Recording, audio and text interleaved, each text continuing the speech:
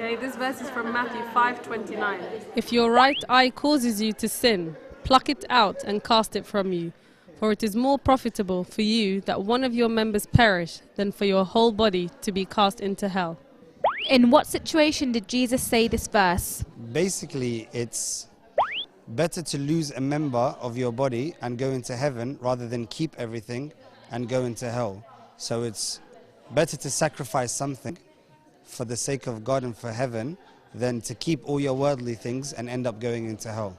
Many things. My first idea is quite an elementary one, like say for instance, I don't know, I have the temptation to constantly smell food while I'm fasting. That happened today, by the way, KFC, really bad. And in that sense, try to prevent myself from sinning by that particular sense. I mean, that could be extrapolated to mean when I see food or anything else that may cause me to sin or anything else. It may potentially be meant in terms of the church as a body. Say, for instance, like the ecumenical councils, where Arius could be seen as a member who kept on being defective, I guess. So much so that he was excommunicated and struck out. So that body part too being effectively disposed. So, yeah. What he's saying is, if you believe that there is something that you are very struggling with, a sin, for example, that is really bringing you down, then instead of dwelling upon that sin and allowing it to grow and destroy the rest of your body and make the rest of your body weaker, is to cancel it out. So not physically take out your eye or pluck out your eye, but instead eradicate that sin so that you can better yourself. When you see something wrong in life, yeah, plucking it out, not physically plucking it out. It means turn your head to another direction, so you're not seeing that bad thing. I think it means if you obviously see something that you shouldn't be seeing, try and get away from it as soon as possible. Try and flee from the sin any way you can, as quick as you can.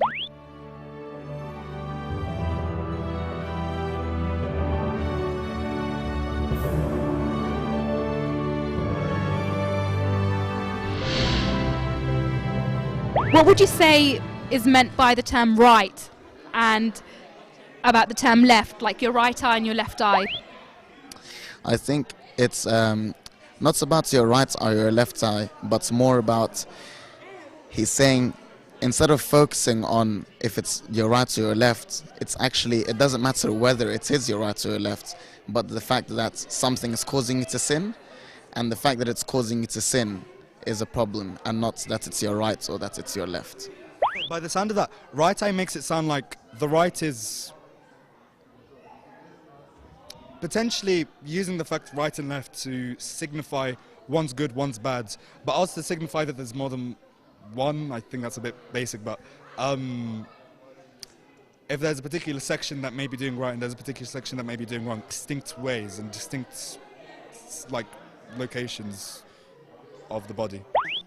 Right usually symbolizes decision making or power or authority. So this is something you should have discipline over yourself.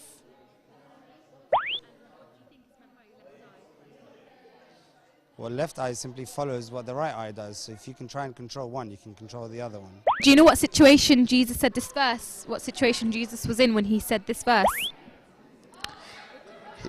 He was talking about the situation where he had the disciples around him, and the disciples were asking him about all of these people, and he said to them, well, let me tell you about a parable, and this parable was the plucking of the eye.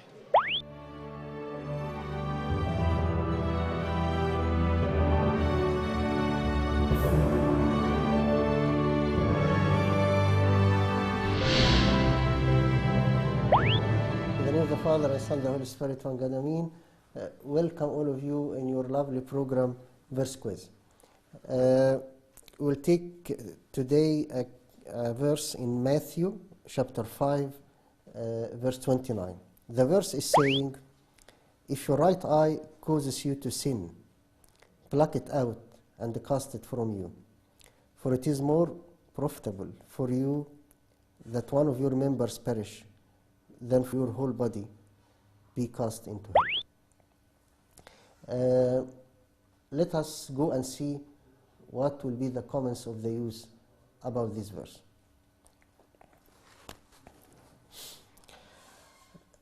This verse, Matthew 5:29, is a part of a long sermon our Lord Jesus gave on the mountain, and we called it the Sermon on the Mountain.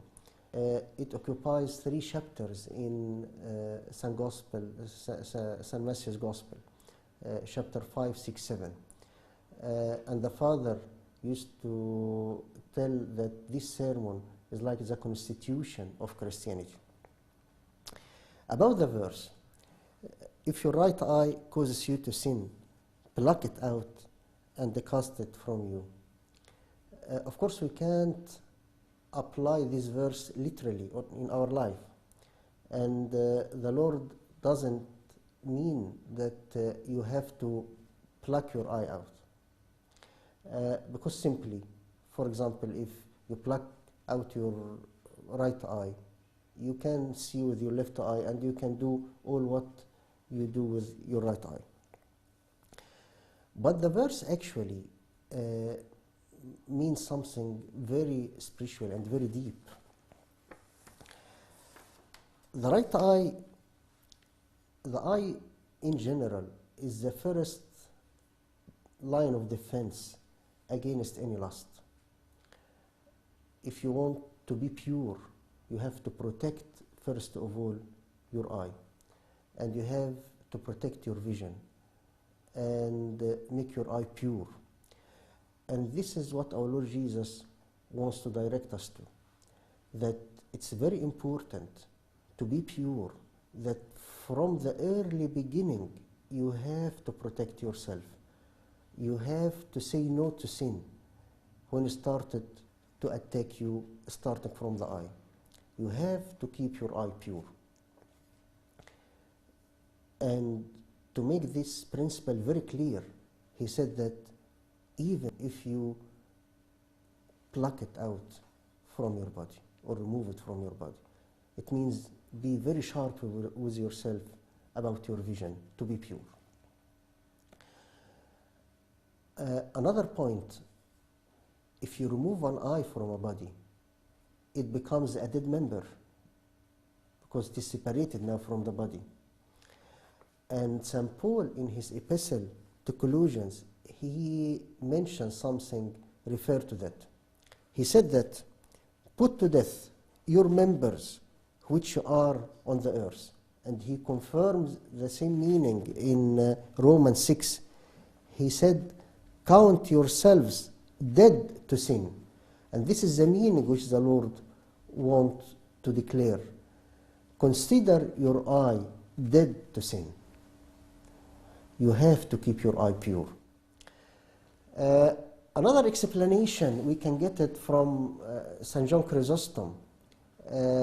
He said a lovely contemplation about this verse. He said that the right eye means a person who is so precious to you.